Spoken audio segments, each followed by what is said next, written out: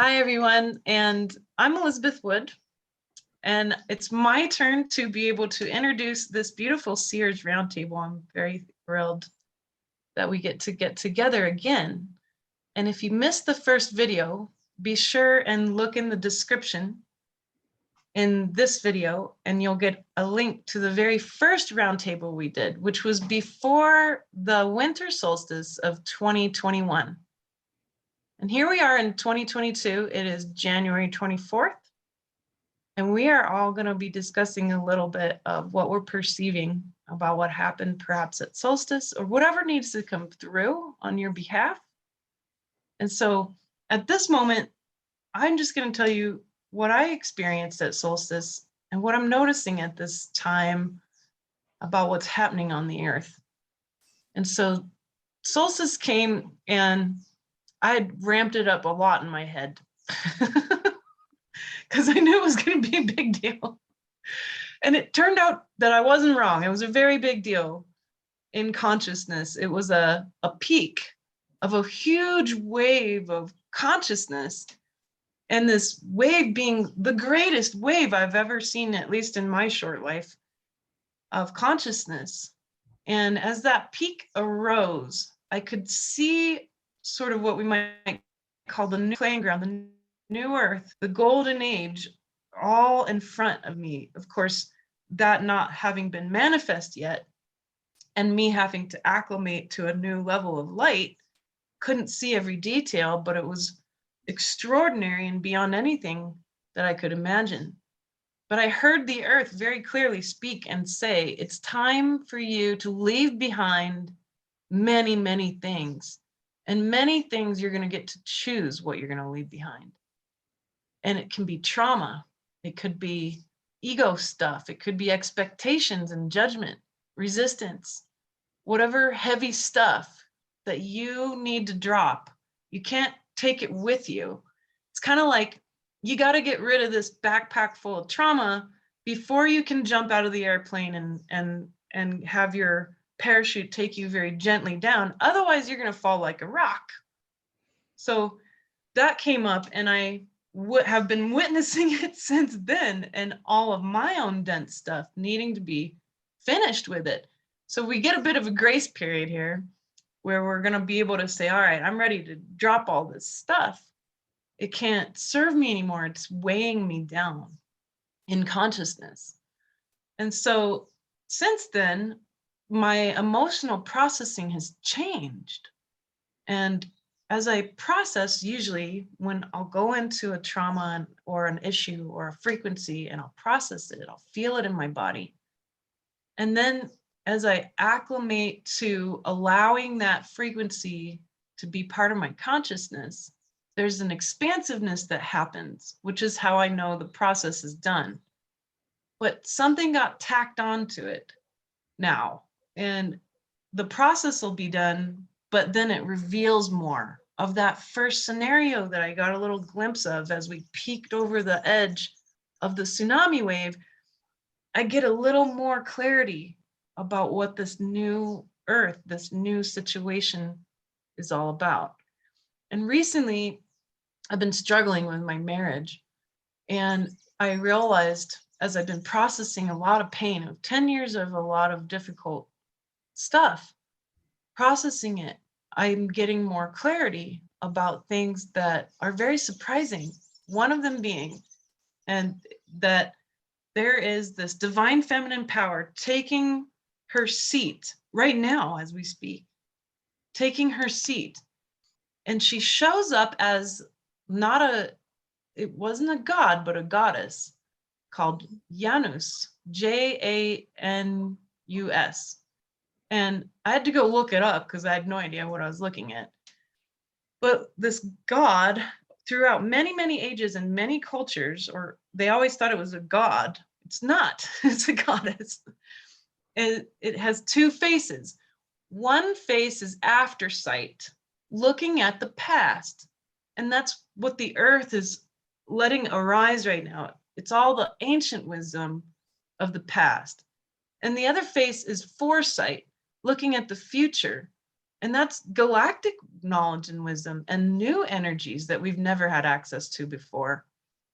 But after some period of time in these cultures, the God changed and it had a third face, which is the eternal present. And that third face is what has occurred or sort of unfolded right now. And the eternal present, and allowing all of your own ancient wisdom from your soul to come and merge with all of this new as being sort of a function of the golden age.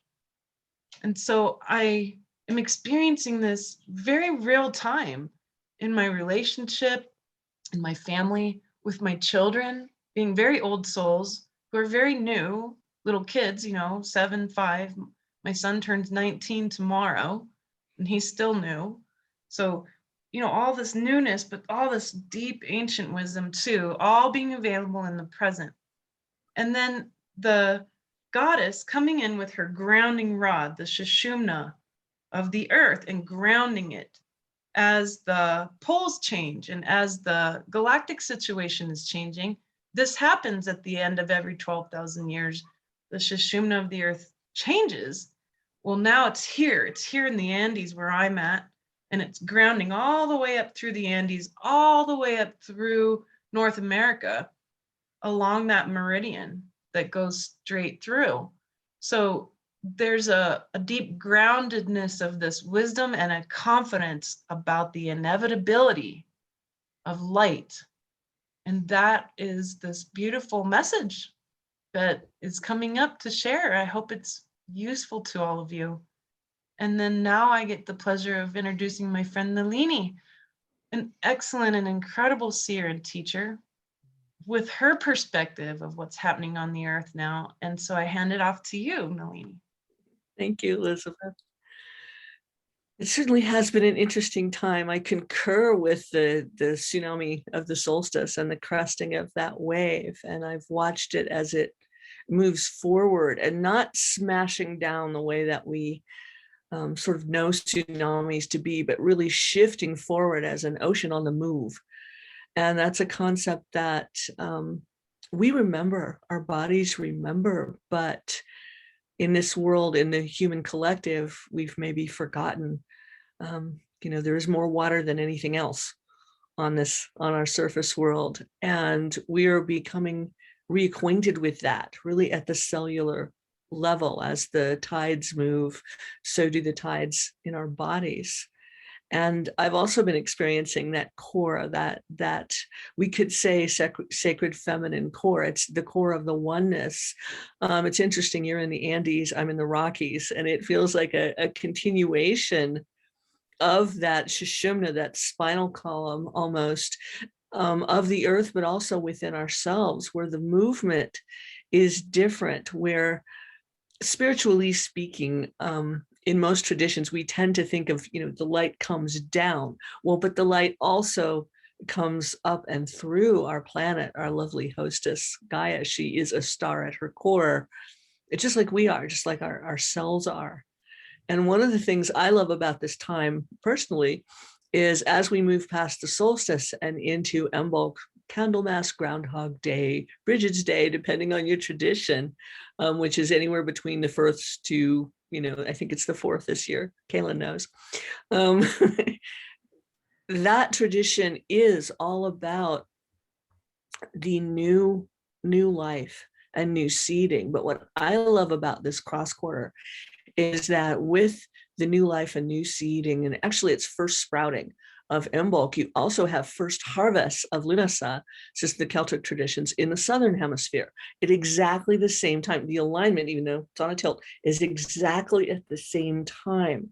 So what spiritual traditions call the as above, so below are meeting in that central point that Elizabeth just described, where it all comes together, and it all comes together in oneness, and it is held and grounded by our beautiful Gaia, by the sacred feminine, along with what many call the sacred masculine. I personally don't make those divisions, but I tend to step on toes when I say that, so I'm not going to. Anyway, it's like it's the oneness. Both exist, both are equal, both are one. But there's been a huge aspect of that lack on the planet. And so this alignment, these cross-quarter alignments, bring that together in a very subtle, very beautiful, and very precise way. And that's what I've been seeing, is just exactly that grounding, but also the moving forward in these ripples. It's like the top of the tsunami, as it spreads out over the whole planet, over the whole wave, the whole ocean, is creating these new ripples and new currents. And so we are seeing glimpses, even ribbons of light, even trajectories that we will be pulled into and navigated through and follow, not just follow, but be part of, that are going to be completely new, whatever we call them. And along with that, yes, there's a lot of shedding. You know, I've seen more in people I've talked to over the last week or so of little bits of, you know how when tar gets stuck to you when you've been out on a beach where there's been an oil spill or something, there are these little tarry bits, only it's in a person's energy field. And a lot of them are in the heart area. Some of them are in the root area. They're about survival. A lot of them are in the back of the heart, and some of them look like shields. And so it's been a matter of, well, what are we holding on to that probably served us just fine in the last cycle? It was protective, it was supportive, but now we don't get to lean on that anymore. What we lean on is that core that we're all talking about here, and that nature so supports. I mean, one of the most supportive things to me always growing up was go put my back or my front, if I was going to hug it, against a tree, because they so not just root and ground, but bring through the galactic light, the sacred light. That's their job. I used to envy them that. I used to think, wow, these trees just grow up into the light. They reach for the light, and that's all they have to do. They don't have to go to school. They don't have to do this other stuff, especially at that age, But I used to have these friends. They were silver beaches that lived out off the woods in the back of my house. And I would just talk to them when I'd come home from school and say, you just get to go reach for the light. Why do you get to do that? And they would always answer, well, so do you. That's what you're here to do, is to find that crystalline core, reach into the rooting within Gaia, within nature, and then spread that out into the light, both through the soil and through the skies and into the stars. So that's what we're starting to experience, is that expansion, and at this alignment that we're approaching, there's such an opportunity for that. And it's so pristine and so beautiful. And in my view, anyway, I think it's important to focus on that, to focus on the beauty. And what we're grounding is the beauty and the shared experience of that, and the wonder, that we had as those little kids. And let the rest fall away. Drop that backpack, let the rest go. So it's my privilege and pleasure now to introduce Sarah Estelle, who is a longtime friend, and talking about grounding and being in the beauty of nature. Sarah embodies that. It's the thing I love most about her. And so I'm really excited for you to hear from her. Sarah. Thank you, Melanie. And it made me smile when you spoke about your experience with the trees, because in my 30s, I was very, very anxious. And one of the things that used to calm me was to walk out into the parks and the woods. And I used to look at the trees and think, they don't have to go to the doctors to get this, that, and that read, to be told this. They're just there.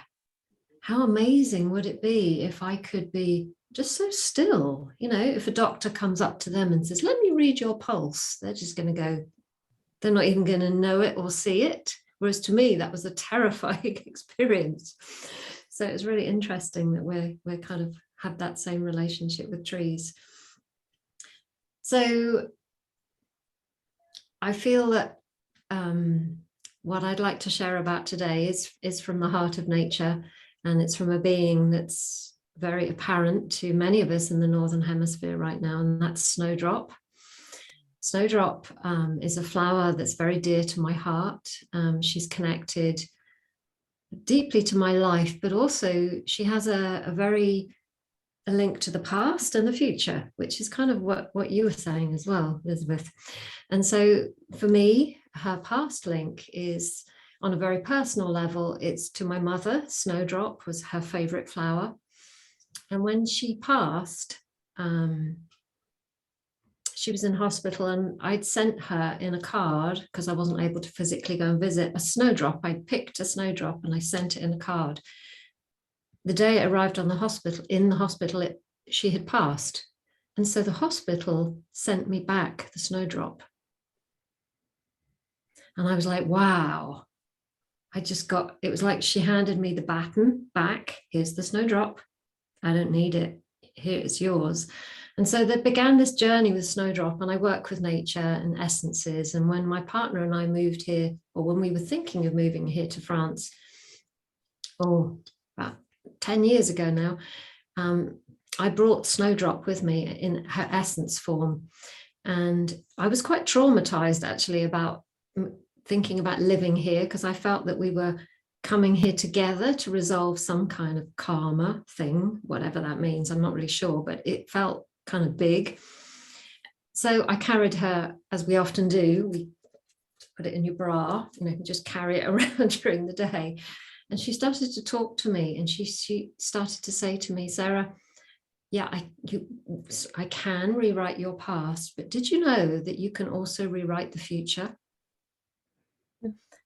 And to me at the time, it was just like, wow. And even now, I'm like, okay, I need to remember this. I really, really need to remember this. So I really took it on board that we are, and the reason I think she wants to be shared right now, because we are at this time of brand new co-creation, where we might think on some days that everything's set in stone, but we can totally rewrite our future.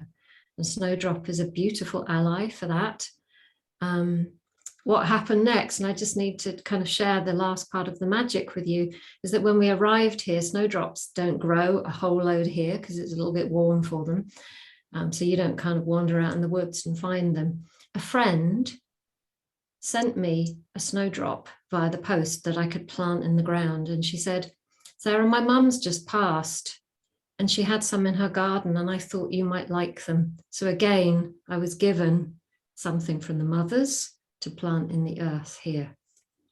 So she's underneath the tree. For those of you who watched my last sharing, I spoke about creating altars. Well, the willow altar is now, she's done.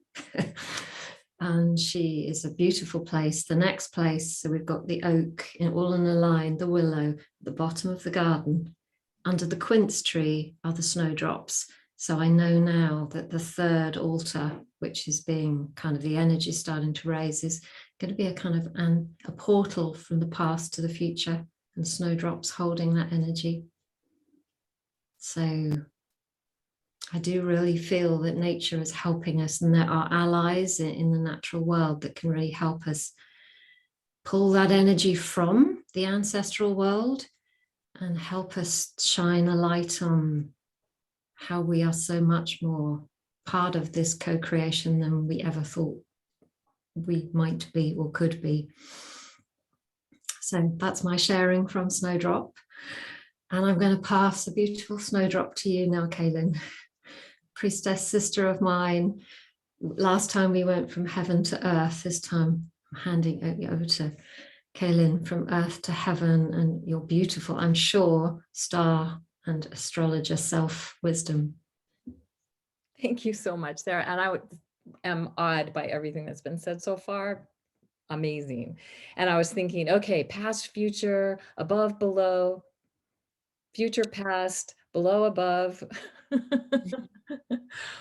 earth, sky, sky, earth. You know, it's not one or the other. It's an axis, right? It's a resonant polarity that we live within those polarities. So it's very fun. And I just want to share that, in terms of what's happening in the great above, and then when we are aware of those things, we can work with them more consciously. And I feel like Elizabeth and Alini and Sarah has given us some great ways to work with what's going on, because right now, as we're approaching the February cross quarter, exact on February 3rd in more central time zones, might be the next day. I don't know for sure, in later time zone or time zones that are ahead of us, right? but the exact cross quarter happens when the sun reaches 15 degrees Aquarius. That is the halfway point between 0 Capricorn and 0 Aries, 0 Capricorn being the December solstice, 0 Aries being the spring equinox, and 15 Aquarius is the halfway point. Now, February 1st, 2nd has often been the time that's been celebrated. Groundhog Day is definitely the 2nd. And what's interesting about this cross quarter is that there's a new moon on the 1st or the 31st and the 1st, depending on your time zone again, but the new moon window is definitely going to be powerful on the 1st. And so we have a new, the Chinese New Year will start that day around that time as the year of the water tiger.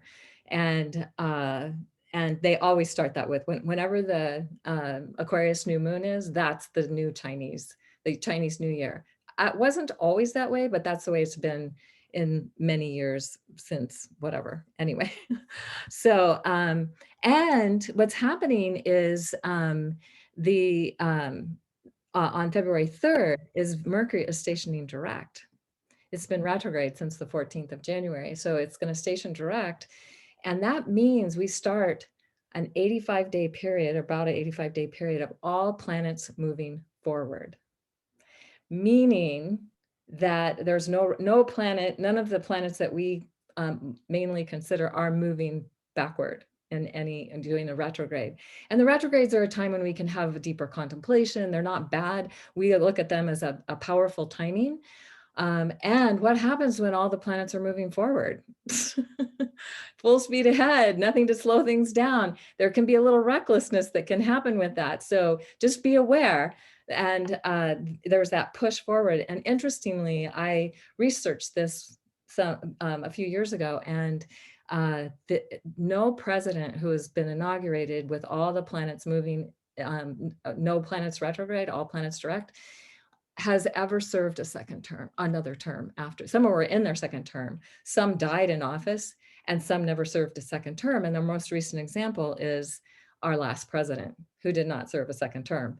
And also, our current president was inaugurated with, in the United States, I'm talking about, so just in case that needs to be clear, may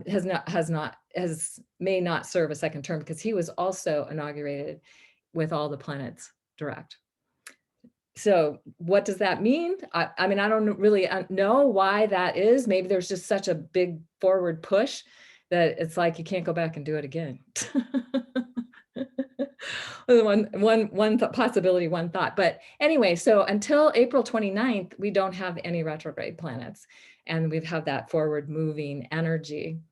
And so if there's things you want to get done and you've been planning, just be careful you don't move too fast, so that you don't get yourself in trouble with that, but definitely a good time to move forward. And I also, the other things that are happening is that we just started a new Venus cycle in the Capricorn mysteries. And of course, Mercury stationing direct in Capricorn. Both Venus and Mercury are passing Pluto 3 times through their retrograde. The last time for Venus will be March 3rd. I think the last time for Mercury is on the 11th of February, and is stationing really close to Pluto. So what does that mean? So we have the messenger, the magical messenger Mercury with Pluto. We have Venus, the expression of the divine feminine, with Pluto. Venus's cycle is about alchemy and death and rebirth and being reborn to something new. Being with Pluto, which is also about the same thing. And I recognize that most people feel that Pluto is named after a male god, but is actually a feminine energy. It's about death and rebirth. So it's about alchemy. It's about what are we putting into the cauldron of transformational change. And so based on what everybody's already said, we have such a good idea of what that already is happening in terms of the energies and so on that we are tuning into. So our opportunity is to really be willing to let go of what no longer serves, to really die to our false self, so we can be reborn to our true self. And also that just so happens these station points are with where Pluto is with the US Pluto, where the United States is having a Pluto return this year. 3 times Pluto is going exactly over the US Pluto, February 19th, July 11th, December 27th. And that means that whatever's not been lived up to in the original intent of this country is going to be dismantled and hopefully transformed. So it's super powerful time as we come into this cross quarter and into these cycles. And one of the things about the Capricorn mysteries is it is about the grandmothers, the circle of grandmothers, the wise ones who can lead us and guide us. And so we're focusing on grandmother wisdom, and that's the wisdom they have that they gather from the past. Love this, Elizabeth. They know from the past, they see it from the past, but they're also looking toward the future. And how is this wisdom implemented in a way that is going to be sustainable and supportive to the generations to come? So how cool is that? And so I feel like that is a good place to maybe leave this, as that's a lot to contemplate. And we're just really ask yourself, like, what are you most afraid of, and what are you afraid to let go of, and how are we willing now to say, okay, let go of that heavy backpack, right? And it's not necessarily easy. Sometimes it takes some courage to let that go. And in fact, that is the word I chose for this year for myself, is to have the courage to let go of the things that are no longer serving myself or whatever I might be involved with, and having the courage to die to my false self so I can be reborn to my true self. So hopefully all of you will feel inspired to have the courage to start looking at whatever that might be for you. So I think that completes our time here, and we're just so excited that you have joined us, and we're looking forward to sharing more with you in the future.